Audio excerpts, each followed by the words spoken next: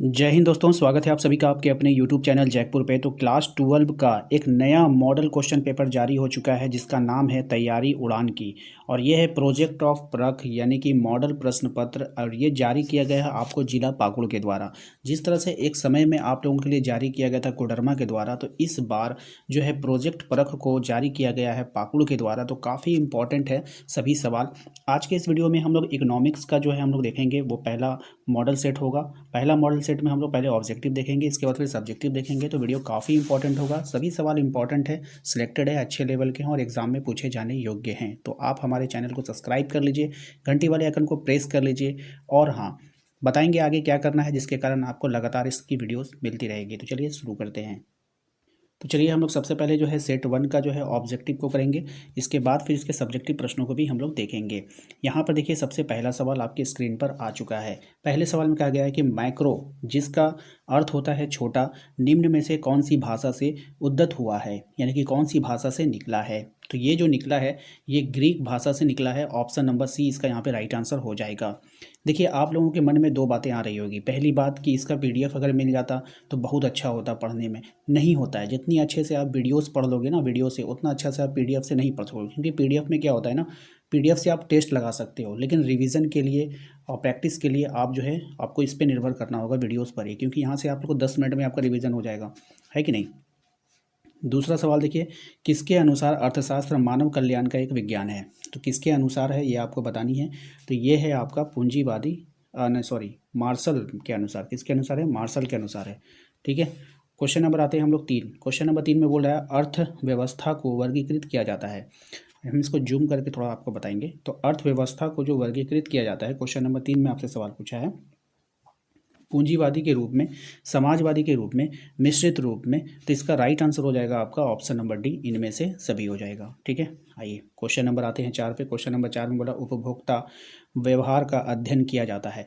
उपभोक्ता व्यवहार का अध्ययन किया जाता है, कहाँ किया जाता है आपको बताना है। तो राइट आंसर हो जाएगा सूक्ष्म अर्थशास्त्र में। किस में किया जाता है? सूक्ष्म अर्थशास्त्र में। ऑप्शन नंबर ए इसका राइट आंसर हो जाएगा।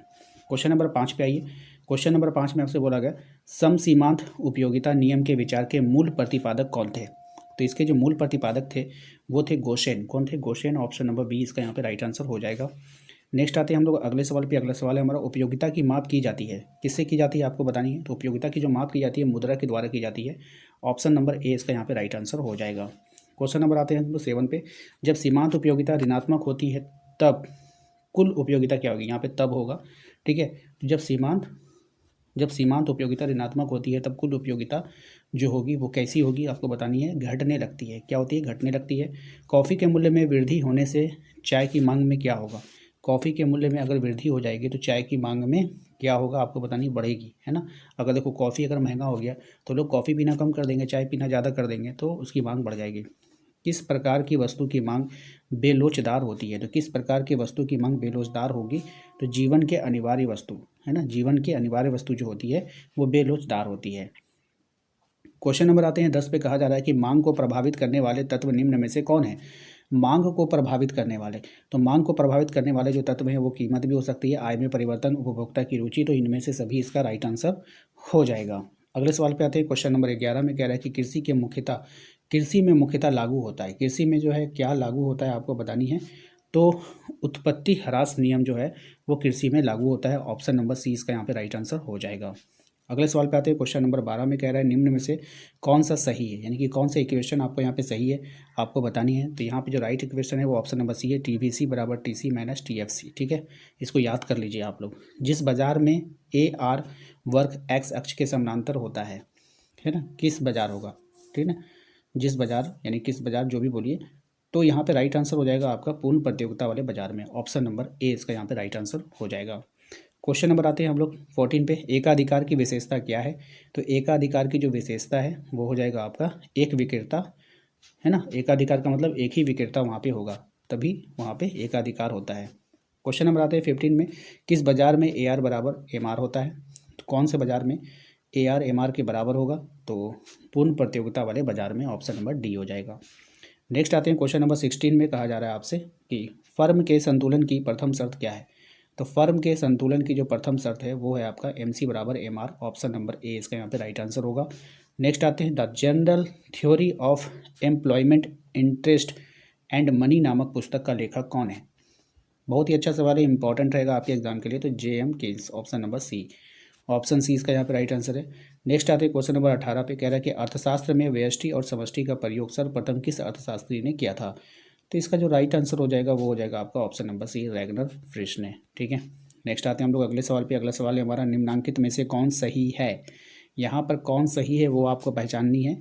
तो घिसावट, कौन सही है? घिसावट, ऑप्शन नंबर सी इसका यहाँ पे राइट आंसर हो जाएगा। नेक्स्ट आते हैं हम लोग क्वेश्चन नंबर 20 पे, शुद्ध घरेलू उत्पादन एनडीपी का घरेलू उत्पादन से क्या होता है? शुद्ध घरेलू उत्पादन जो होता है एनडीपी कुल घरेलू उत्पादन से क्या होगा? कम होता है, अधिक होता है, बराबर होता है या फिर बहुत अधिक होता है? तो राइट आंसर हो जाएगा इसका ऑप्शन नंबर ए, कम होता है। ठीक है, क्वेश्चन नंबर आते हैं हम लोग 21 पे, आपके बैंक खाते में 15 अप्रैल 2024 को 25,000 रुपये हैं। यह रकम किस संकल्पना का उदाहरण है? ठीक है, स्टॉक है, प्रवाह है, निवेश है या फिर उपयोग है? तो राइट आंसर हो जाएगा इसका स्टॉक है। ठीक है, नहीं आपके नहीं जमा करके रखा है आपने। क्वेश्चन नंबर आते हैं हम लोग 22 में, मुद्रा वह है जो मुद्रा का कार्य करती है। यह परिभाषा किसकी है? मुद्रा वह है जो मुद्रा का कार्य करती है, यह परिभाषा किसने दिया था? तो ये जो परिभाषा दिया था वो दिया था हॉटेल विदर्स ने, ऑप्शन नंबर डी। नेक्स्ट सवाल पे आते हैं। अगला सवाल है क्वेश्चन नंबर 23, एटीएम का पूर्ण रूप क्या है? तो एटीएम का जो पूर्ण रूप है वो हो जाएगा आपका ऑटोमेटेड टेलर मशीन। बहुत ही अच्छा सवाल है, इंपॉर्टेंट रहेगा आपके एग्जाम के लिए। नेक्स्ट आते हैं, रिजर्व बैंक ऑफ इंडिया की स्थापना कब हुई थी? तो रिजर्व बैंक ऑफ इंडिया की जो स्थापना हुई थी वो हुई थी 1935 में, ऑप्शन नंबर बी इसका यहाँ पे राइट आंसर हो जाएगा। अगले सवाल पे आते हैं क्वेश्चन नंबर 25 में, भारत में 1 रुपये के नोट को जारी कौन करता है? तो भारत में 1 रुपये के नोट को जो जारी करेगा वो करेगा भारत का वित्त मंत्रालय, ऑप्शन नंबर बी। कौन करेगा? वित्त मंत्रालय। बहुत ही अच्छा सवाल है, इंपॉर्टेंट रहेगा आपके एग्जाम के लिए। कौन सा कथन सत्य है आपको यहाँ पे फिर से पहचाननी है। ये सभी क्वेश्चन तो एकदम रट जाइए आप लोग। ठीक है, सही जवाब हो जाएगा आपका MPC प्लस MPS बराबर 1। ठीक है, ऑप्शन नंबर बी। नेक्स्ट आते हैं हम लोग, भारत में वित्तीय वर्ष की अवधि कब से कब तक मानी जाती है? तो भारत में जो वित्तीय वर्ष की जो अवधि मानी जाती है 1 अप्रैल से 31 मार्च तक, ऑप्शन नंबर सी इसका राइट आंसर। बहुत ही इंपॉर्टेंट सवाल रहेगा आपके एग्जाम के लिए। प्रत्यक्ष कर के अंतर्गत निम्न में से किसे शामिल किया जाता है? तो प्रत्यक्ष कर के अंतर्गत निम्न में से जो शामिल किया जाता है वो शामिल किया जाता है आपका उपहार कर और आयकर, दोनों को, है ना। यानी कि गिफ्ट के ऊपर जो टैक्स लगता है और आपके जो इनकम के ऊपर जो टैक्स लगता है उसको हम लोग प्रत्यक्ष कर में शामिल करते हैं। क्वेश्चन नंबर आते हैं 29 में, कहा जा रहा है भुगतान संतुलन के अंतर्गत आती है। भुगतान संतुलन के अंतर्गत कौन आएगा? अज्ञात आएगा या फिर दृश्य मध्य आएगा, अदृश्य मध्य आएगा? तो देखिए दृश्य मध्य और अदृश्य मध्य दोनों आएगा, यानी कि बी और सी दोनों हो जाएगा। ठीक है, नेक्स्ट आते हैं, व्यापार संतुलन के अंतर्गत कौन आता है? तो व्यापार संतुलन के अंतर्गत आएगा वस्तुओं का आयात एवं निर्यात। ठीक है, ऑप्शन नंबर डी इसका यहाँ पे राइट आंसर हो जाएगा। तो आशा करते हैं कि आप लोगों को आज का ये वीडियो पसंद आएगा। आज के इस वीडियो में हम लोगों ने ऑब्जेक्टिव प्रश्नों को देखा था, सेट 1 का टोटल 30 ऑब्जेक्टिव प्रश्न। इसके बाद हम लोग सब्जेक्टिव भी देखेंगे। तो वीडियो को लाइक कर दीजिए, चैनल पे पहली बार आए तो सब्सक्राइब करके घंटी वाले आइकन को जरूर प्रेस कीजिएगा ताकि आने वाली हर एक वीडियो का नोटिफिकेशन आपके मोबाइल पे जाए। और इसके अलावा डिस्क्रिप्शन में हमने लिंक डाल दिया है, वहाँ से जाकर आप लोग ज्वाइन जरूर कर लीजिएगा। मिलते हैं नेक्स्ट अगले वीडियो में। Thank you.